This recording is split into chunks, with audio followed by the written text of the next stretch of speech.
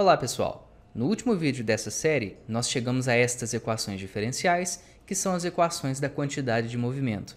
Ficou faltando dizer exatamente como calcular esses termos em vermelho, as tensões normais e as tensões cisalhantes. Daqui para frente, a dedução começa a ficar realmente complexa, e explicar de onde vêm todos os termos iria fugir muito do escopo desses vídeos. Nós precisaríamos falar sobre uma área do conhecimento chamada mecânica do contínuo. Talvez no futuro nós façamos vídeos sobre esse tema, se houver interesse. Mas por enquanto nós vamos ficar só na intuição, que já ajuda bastante. A primeira coisa que nós vamos fazer é observar que as tensões cisalhantes são simétricas. Por exemplo, tal yx é igual a tal xy, tal zy é igual a tal yz e tal zx é igual a tal xz. Essa é a simetria das tensões cisalhantes. Por que é que isso acontece? Vamos trazer essas fórmulas para a esquerda e desenhar aqui o nosso elemento fluido visto de frente, sendo que a face que está apontando para nós é perpendicular ao eixo z. Vamos desenhar as tensões tal yx e tal xy.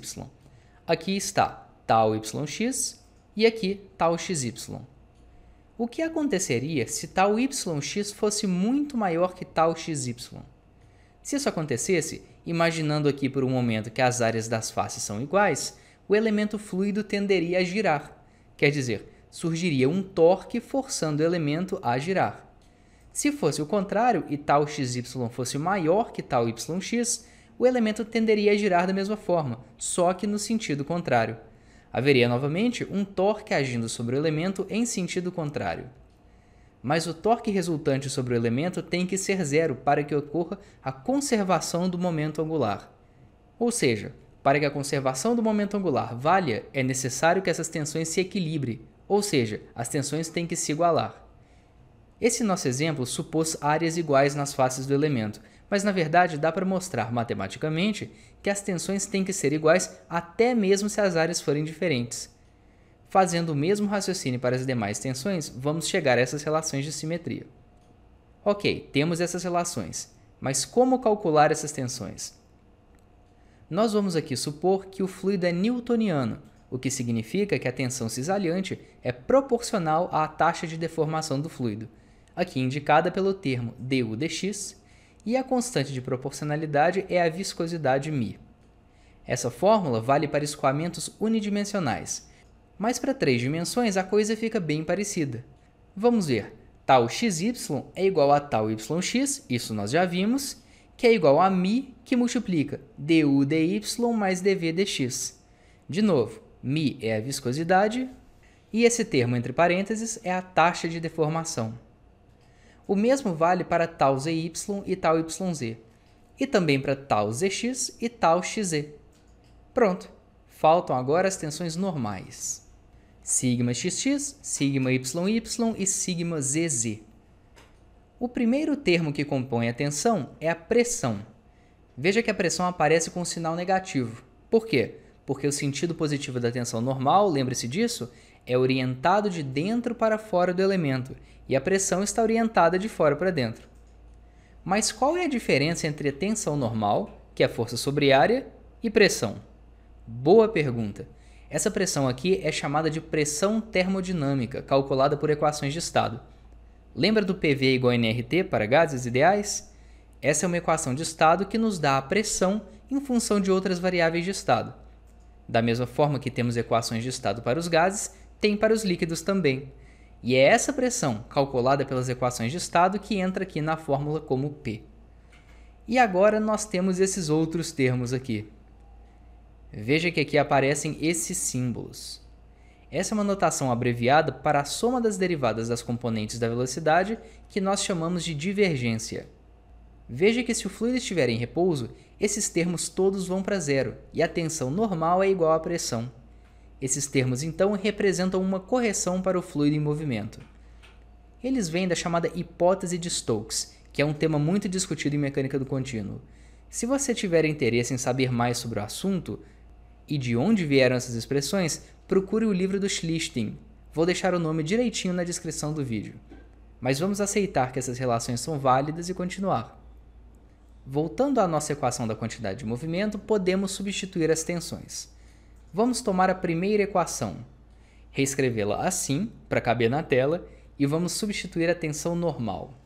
Fica assim. Substituindo a divergência, chegamos nisso. Agora a tensão tau yx, chegamos a isso, tau zx e pronto. Podemos ainda tomar essa parte da equação e separar a pressão, que nos leva a esse termo. Agora, compactando tudo em uma linha só, chegamos a essa expressão. Se fizermos o mesmo para a segunda equação e para a terceira, chegamos finalmente nas equações de Navier-Stokes. Ufa! Mas essa equação pode ser simplificada bastante se fizermos algumas suposições. Vamos aqui focar na primeira das equações e supor que a viscosidade é constante. Vamos então expandir esse termo, chegamos nisso. Expandindo esse termo, chegamos nisso. E agora esse último, pronto. Agora vamos rearranjar alguns termos para facilitar a nossa vida.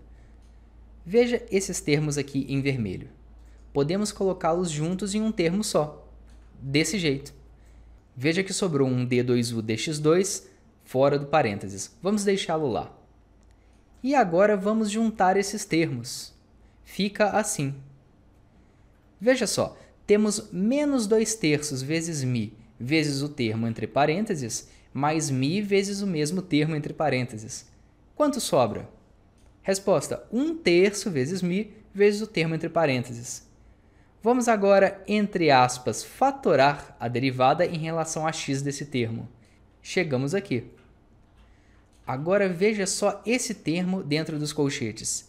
É a divergência do campo de velocidade. Se o escoamento for incompressível, esse termo é igual a zero. Isso vem direto da equação da continuidade. Tem um vídeo aqui no canal chamado Equação da Continuidade, em que eu explico isso com bastante cuidado. Se você chegou até aqui, eu recomendo que você vá lá dar uma olhada. Vamos então supor que o escoamento é incompressível e que, portanto, o termo vale zero.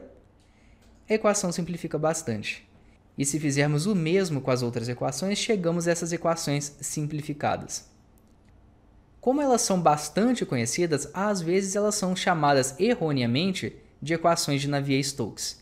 Elas, na verdade, são uma versão simplificada de Navier-Stokes, mas esse erro você não vai cometer. E agora você deve estar se perguntando, o que é que eu faço com essas equações?